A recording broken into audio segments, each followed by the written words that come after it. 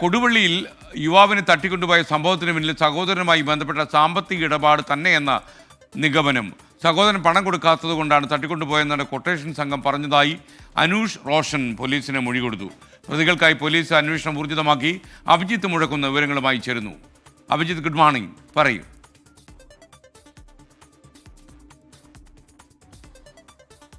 Good morning.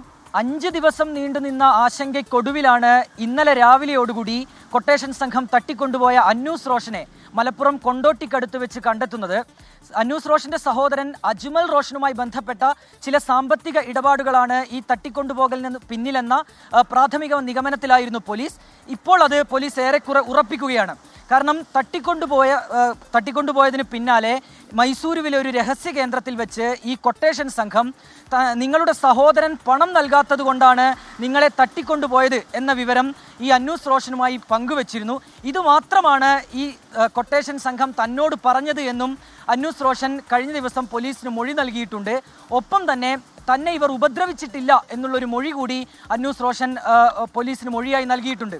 അതായത് നിലവിലിപ്പോൾ ആ രീതിയിലേക്ക് തന്നെ കാര്യങ്ങൾ എത്തുകയാണ്. വിദേശത്ത് വെച്ച് അന്നൂസ് റോഷന്റെ സഹോദരൻ അജ്മൽ റോഷന് ചില സാമ്പത്തിക ഇടപാടുകൾ ഉണ്ടായിരുന്നു. അത് ലക്ഷക്കണക്കിന് രൂപയുടെ ഇടപാടുകളാണ്. അതുമായി ബന്ധപ്പെട്ടാണ് ഈ കൊട്ടേഷനിലേക്ക് കാര്യങ്ങൾ എത്തിയത്. അത് തിരികെ നൽകാത്തതിൻ്റെ അടിസ്ഥാനത്തിലാണ് ഈ കൊട്ടേഷനിലേക്ക് എത്തിയത് എന്നുള്ള നിഗമനത്തിലേക്ക് പോലീസ് എത്തുകയാണ്.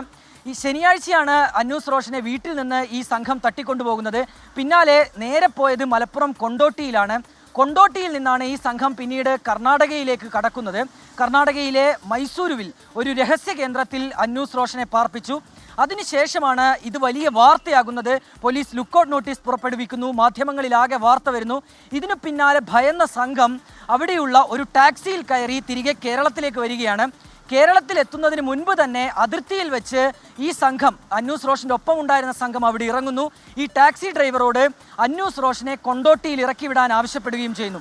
അങ്ങനെ ഈ ടാക്സി ഡ്രൈവർ അന്നൂസ് റോഷനുമായി എത്തുന്നതിനിടെ കൊണ്ടോട്ടിക്ക് മുൻപുള്ള മോങ്ങം എന്ന സ്ഥലത്ത് വെച്ചാണ് പോലീസ് ഇവരെ പിടികൂടുന്നത്. ഏതായാലും കുടുംബത്തെ സംബന്ധിച്ച് വലിയ ആശ്വാസമാണ്. അന്നൂസ് റോഷൻ തിരികെ എത്തി എന്നുള്ളതിൽ വലിയ പരിക്കുകളൊന്നും അന്നൂസ് റോഷന് പറ്റിയിട്ടുമില്ല. ഇനിയിപ്പോൾ ഈ പ്രതികളെ പിടികൂടുക എന്നുള്ളതാണ് ഏറ്റവും പ്രധാനപ്പെട്ട കാര്യം. പോലീസ് അതുമായി ബന്ധപ്പെട്ട അന്വേഷണം ഊർജിതമാക്കിയിട്ടുണ്ട്. കേരളത്തിലും ഒപ്പം കേരളത്തിന് പുറത്തും പോലീസ് അന്വേഷണം വ്യാപിപ്പിച്ചിട്ടുണ്ട്. SK